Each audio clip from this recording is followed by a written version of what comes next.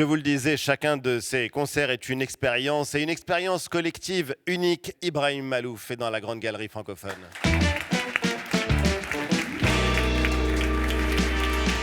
Salut Ibrahim et bienvenue. Merci infiniment d'avoir accepté notre invitation. Merci de m'inviter. Avant, je vous présente le public et toute la bande.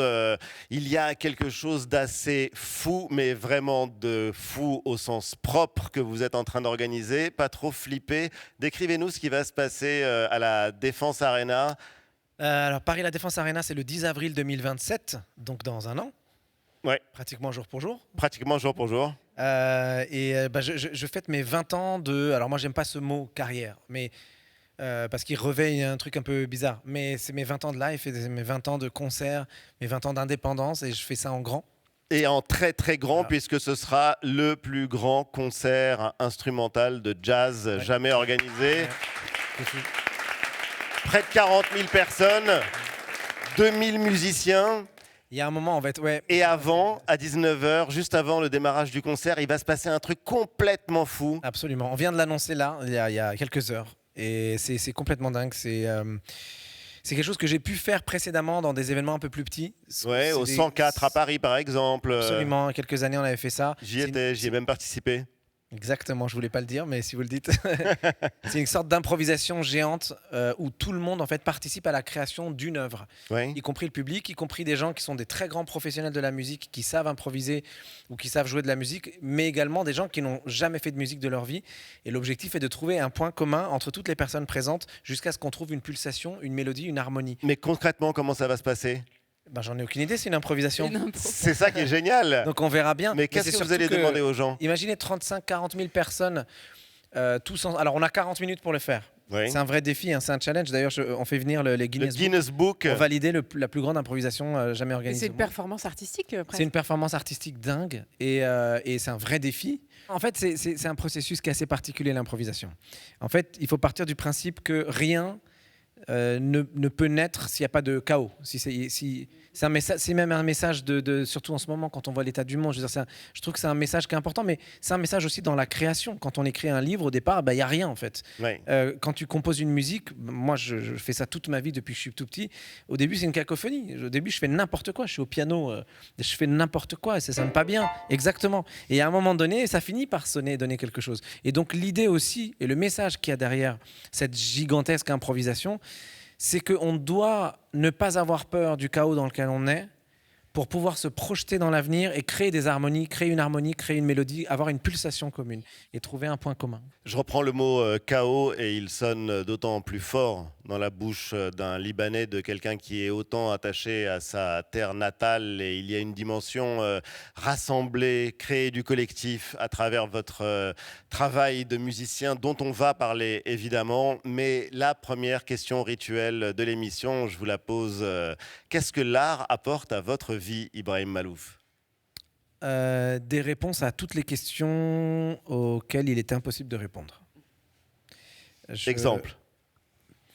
Mais parfois, c'est comme... Moi, je fais beaucoup de musique de film maintenant, depuis une vingtaine d'années. J'ai cette chance de faire de la musique de film. On se rend compte en travaillant dans le cinéma qu'il y a des choses qu'on ne peut pas dire avec des mots. Il y a des choses qu'on ne peut pas montrer avec l'image. Il y a un moment où l'image, les mots, ne peuvent plus rien apporter d'autre.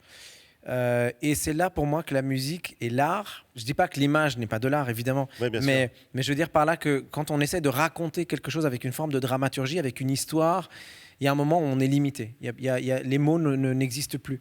Et je trouve que l'art, et en particulier la musique, moi je prêche pour ma paroisse, je suis musicien, donc je trouve que la musique à un moment donné dépasse en racontant des émotions qui ne sont pas explicables. Et dans la vie de tous les jours, il y a des drames, il y a des moments de joie, il y a des moments inexplicables, il y a des absurdités. Il y a un moment où on ne peut plus donner de réponse, notamment à nos enfants. Moi, j'ai 3 enfants. Je me dis, mais qu'est-ce que je peux leur expliquer ? Donc, si je ne leur donne pas le langage de l'art, j'ai peur qu'ils perdent une forme d'équilibre. Il y a des artistes qui accompagnent votre vie. Un artiste qui compte beaucoup pour vous, Ibrahim Malouf, avec lequel vous avez collaboré pour la couverture de votre album Levantine Symphony. C'est un peintre libanais, David Daoud. Absolument. On va voir l'œuvre de David Daoud. C'est une œuvre absolument sublime que j'ai. Bon, moi, je voulais. Moi, tous mes albums, en fait, il y a il y a tout le temps quelque chose de visuel Oui. qui est lié ou à un artiste, peintre, photographe, créateur, graphiste, etc.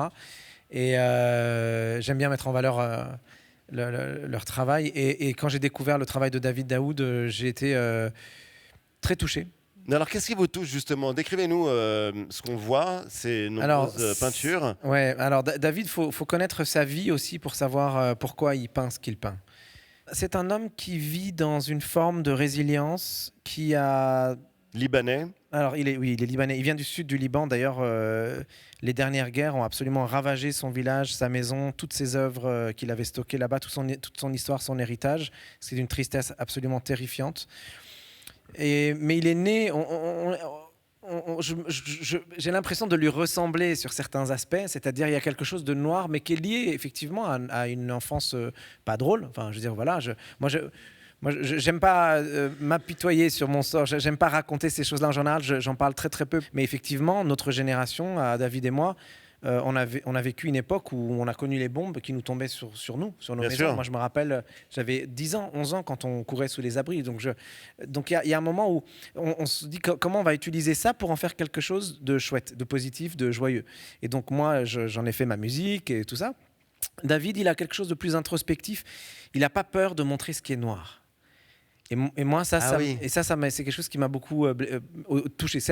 L'équivalent, je dirais, en littérature, c'est Wajdi Mouawad, qui me touche profondément parce qu'ils disent des choses que moi, je n'oserais jamais raconter. Libanais lui aussi, d'ailleurs. Libanais lui aussi. Incendie. Voilà, exactement. Et ce sont des gens qui ont... Moi j'ai une éducation un peu binaire où mon père était très strict sur l'éducation, la musique. Mon père me disait quand j'avais 10-11 ans, si tu n'es pas diplômé du Conservatoire de Paris, à l'âge où moi j'ai découvert la trompette, c'est-à-dire à 21 ans, c'est que tu as raté ta vie, etc. Il y avait un truc hyper rigide et tout. Et ma mère, c'était le contraire. Ma mère, elle ne voyait pas le mal, nulle part. Il n'y a jamais de mal. Mais d'ailleurs, encore aujourd'hui. Aujourd'hui. Elle ne voit jamais le mal. Et donc, j'ai grandi entre cette discipline à l'extrême et une maman qui ne veut absolument... Ma mère, c'est La vie est belle. C'est ce film sublime. Oui. C'est ça. Tout ce qui va mal, en fait, tout va bien.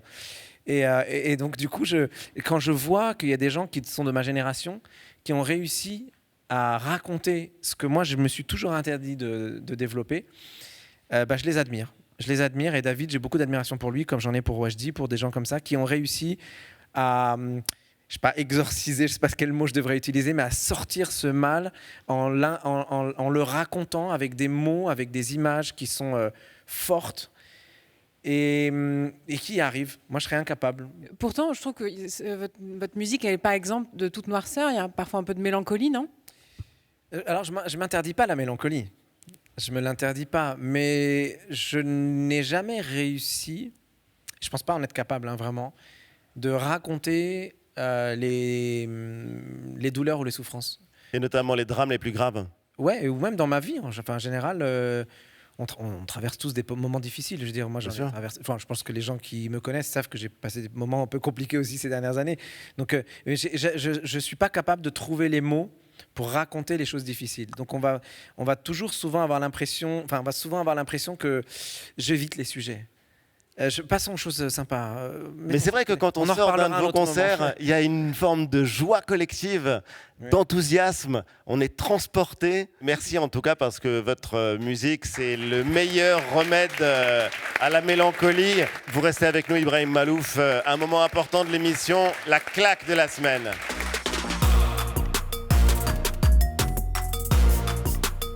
Et on démarre évidemment avec toi, Nathalie. Oui, on démarre toujours avec Nathalie. Oui. On peut changer. Non, comment les traditions. Oui, les traditions, mais là, je vais changer un peu parce que pour vous présenter ma claque, je vais vous amener un petit peu dans ma tête et c'est un peu comme dans vos concerts, on est parfois plusieurs. Donc, je me suis fait une petite vacance à Bratislava et j'ai évidemment visité un musée. Je suis allée à la Galerie nationale. La capitale de la Slovaquie. Merci de préciser. Voilà. Elle est très, très intéressante à visiter. Très beau musée. Et quelle ne fut pas ma surprise dans cette galerie, au 2e étage, de tomber sur cette œuvre d'un artiste slovaque, bien entendu, qui s'appelle Ludovic Fula, qui a été réalisée pour les les Jeux olympiques de Montréal de 1976. On l'attendait. Là, je me suis dit, c'est un le signe, Montréal c'est et un le signe. Québec. C'est le ciel qui me dit, mais tu dois faire une claque sur les JO de Montréal, dont on célèbre les 50 ans cette année, avec une exposition au musée McCord. Et là, je me suis dit, alors, je vais faire une claque sur le design graphique culte des JO de Montréal, qui était quand même assez iconique, que ce soit son logo réalisé à partir d'anneaux olympiques qui forment la lettre M, que ce soit sa mascotte Amic, qui veut dire castor en algonquin. Après, il y avait les affiches qui n'ont pas pris une ride, très vintage. J'avais envie de flatter votre fibre cocorico parce que je sais que vous aimez. Est-ce que vous saviez que le Stade olympique de Montréal a été conçu par un architecte français qui s'appelle Roger Talibert? Et là, je me suis dit, ben non, je ne peux pas parler que des JO de Montréal. Je vais encore me faire accuser de chauvinisme. Donc là, je me suis mis à chercher sur Internet pour trouver d'autres références graphiques de ces JO. Et je suis tombée sur l'identité graphique des Jeux de Tokyo de 1964, de Mexico de 1968, ou encore, regardez à droite, c'est l'affiche des JO de France de 1900. Je continue mes recherches sur Internet, clic. Et là, je tombe sur cette photo iconique du Black Power qui a été prise aussi pendant les JO de 1968. Ouais. Je continue mes recherches. Est-ce que vous saviez que le P de parking a été conçu pour les Jeux olympiques d'Amsterdam en 1928 et que les pictogrammes qu'on voit partout, eux ont été conçus pour les JO de Munich de 1972. Donc, j'y arrive à ma claque.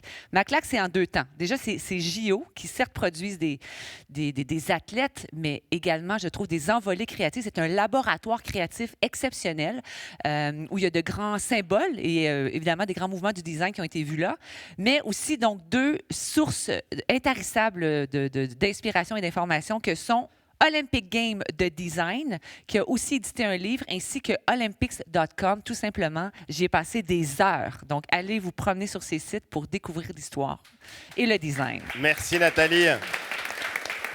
Fabrice, ta claque de la semaine? Alors moi, je vais vous parler d'une exposition qui a vraiment enflammé Londres en mars dernier. Exposition qui s'appelle le Triple Trouble. Et en fait, qui réunit 3 stars mondiales de l'art contemporain. C'est le moins qu'on puisse dire. Damien Hirst, qu'on connaît, l'artiste anglais qui est connu dans le monde entier pour ses tableaux à points, ou aussi le requin dans du formol. Un deuxième artiste qui est aussi une énorme star, qui est Obey, l'artiste américain qui a fait le portrait d'Obama, qui a fait le portrait également de Marianne, qui est dans le bureau du président de la République. Et un troisième artiste, le maître du street art mondial qui est français, Invader, qu'on connaît à cause de ses représentations de symboles pixelisés en mosaïque. Qu'on peut croiser dans n'importe quelle rue. Et d'ailleurs, le premier artiste qui a envoyé une œuvre dans l'espace. Alors, ça aurait pu être une exposition un peu boring si c'était juste une exposition collective avec les œuvres des 3 artistes. Mais la grande différence, ce qui est extrêmement rare dans l'histoire de l'art, c'est qu'ils ont créé des œuvres d'hybridation collective ensemble. Et génial. En faisant aussi beaucoup d'écho à l'histoire de l'art. Il y a par exemple la vague d'Okuzai, qui est pour moi le chef-d'œuvre de cette exposition, qui est réalisé, on reconnaît à la fois les pixels de Vender et à la fois aussi le langage des 3. Ce qui est très très très étonnant, c'est que ça, c'est la pharmacie de Damien Hirst, revue et corrigée. Exactement.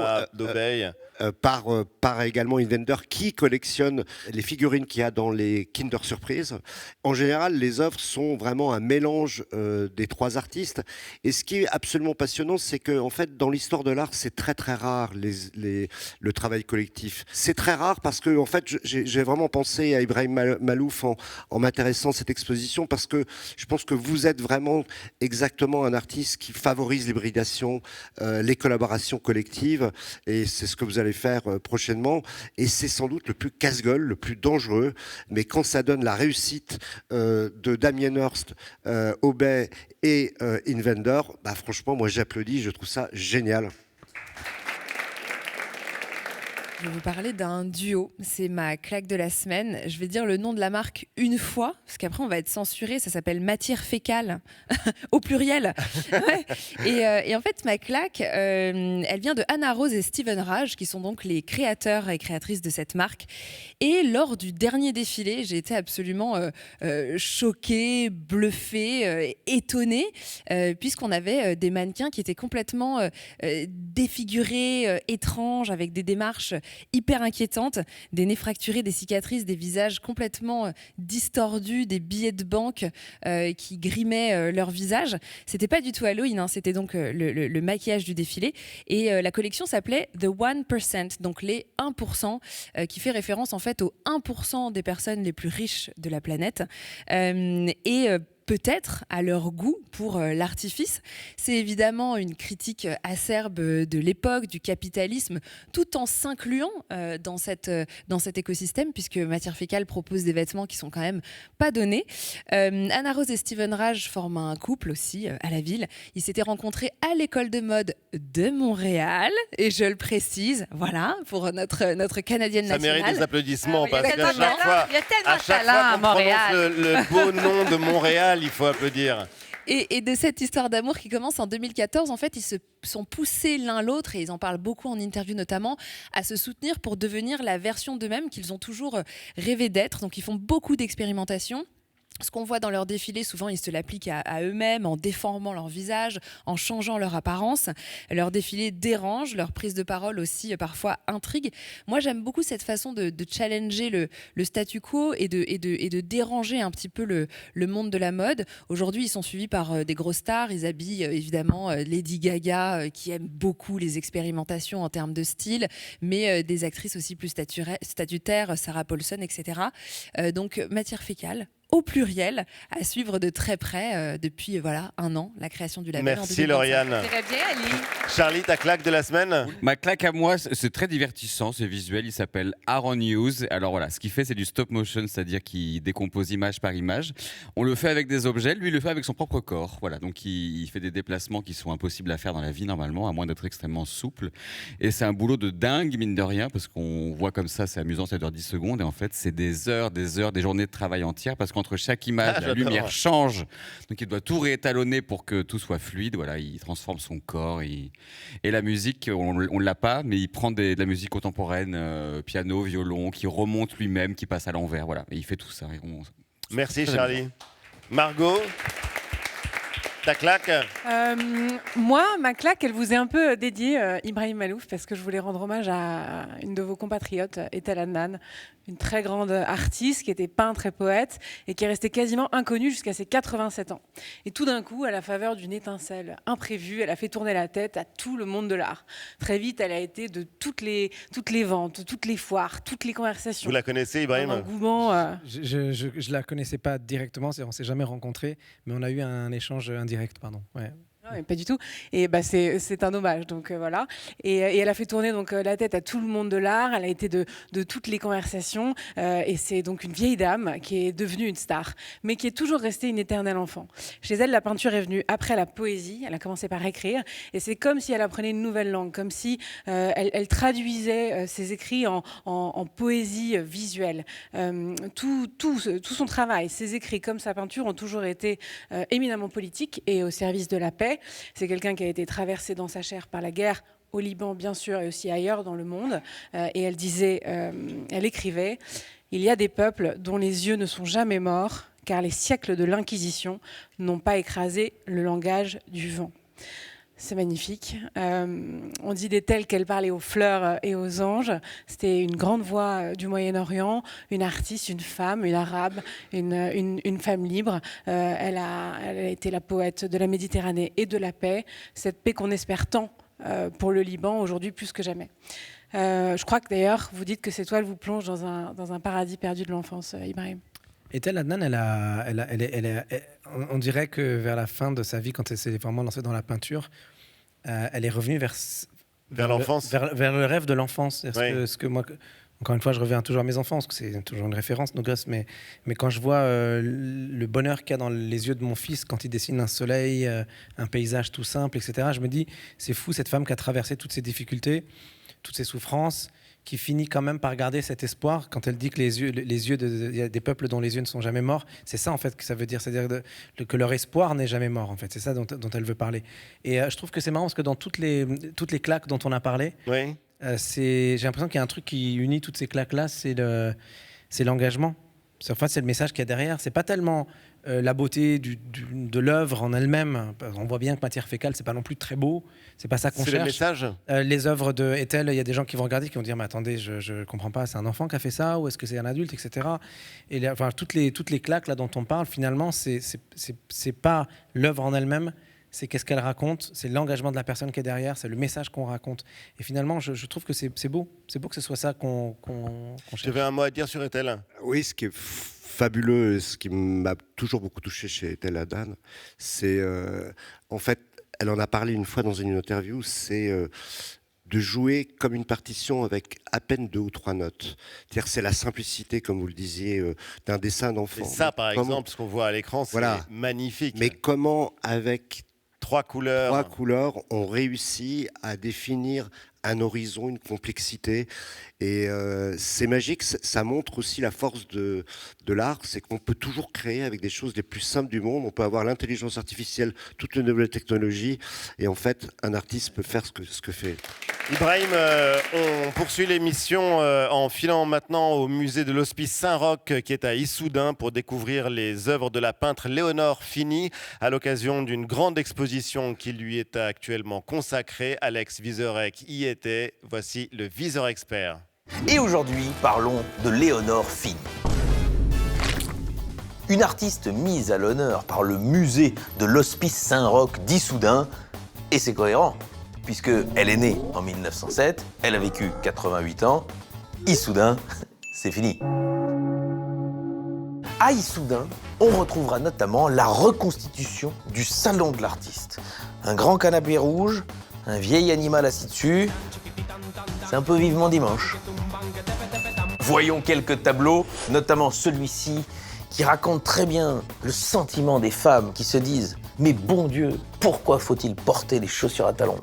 Voici un autre tableau plus étrange, le halo, qu'on aurait pu appeler « Quand tu t'amuses à dessiner un visage dans ton assiette de purée ». Et ici, un tableau beaucoup plus joyeux, sans doute le premier concours de déguisement en sapin de Noël. Et enfin, mon préféré, Tizio, une vision rare, le fruit de l'accouplement entre un homme et un oursin. Ça doit être douloureux en plus, parce que les aiguilles, quoi. Rendez-vous donc à Issoudun pour découvrir Léonore Fini.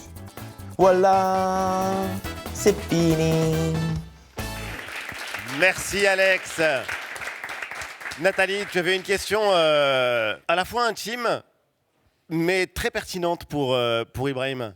Là, vous êtes intrigué, hein?